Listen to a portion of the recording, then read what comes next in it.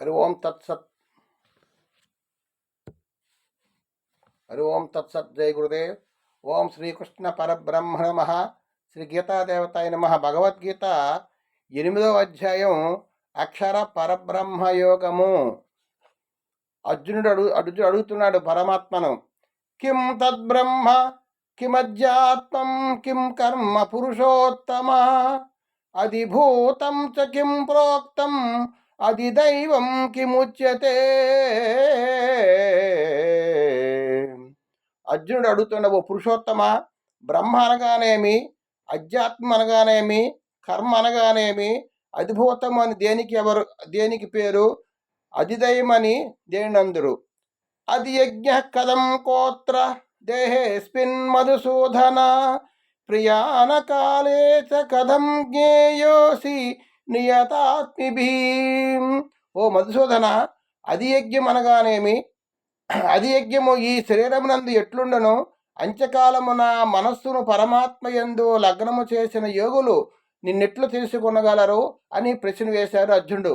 దానికి కృష్ణ పరమాత్మ చెప్తున్నారు, అక్షరం బ్రహ్మ పరమం స్వభావోజ్జాత్మముచ్యతే భూత భావోద్భవకరో విసర్గ కర్మ సంజిత.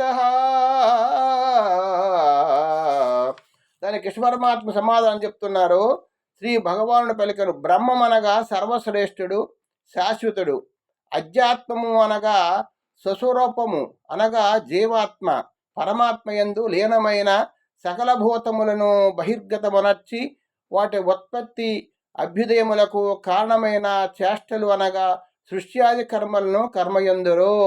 ఆ విధంగా చెప్తున్నారు. బ్రహ్మమనగా సర్వశ్రేష్ఠుడు అని. తర్వాత అధిభూతం క్షరోభావ పురుషశ్చాదిదైవతం అది యజ్ఞోహమేవాత్ర దేహే దేహభృతాంబరాం. ఉత్పత్తి వినాశశీలములైన పదార్థములన్నయ్యను అధిభూతములనబడును. హిరణ్మయుడైన పురుషుడు అధిదైవము.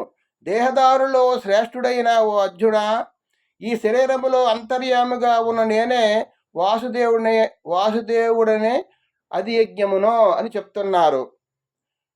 ఈ శరీరములో ఉన్నటువంటి అంతర్యామిగా ఉన్న నేనే వాసుదేవుడనే అది యజ్ఞముగా చెప్పబడుతున్నారు. అంటే సర్వాంతర్యామి భగవంతుడు అందరిలో ఉన్నాడు. ఏ శరీరాన్ని చూసినా, ఏ మానవుని చూసినా, ఏ ప్రాణిని చూసినా సరే అందులో వాసుదేవుడు ఉన్నాడు మనం భావం చేసుకోవాలి. ఎవరైతే ఆ విధంగా భావం చేసుకున్నారో అటువంటి వారే యజ్ఞము చేసినట్లుగానే పరమాత్మ తెలియజేస్తున్నారు. హరి ఓం తత్సత్. జై గురుదేవ్.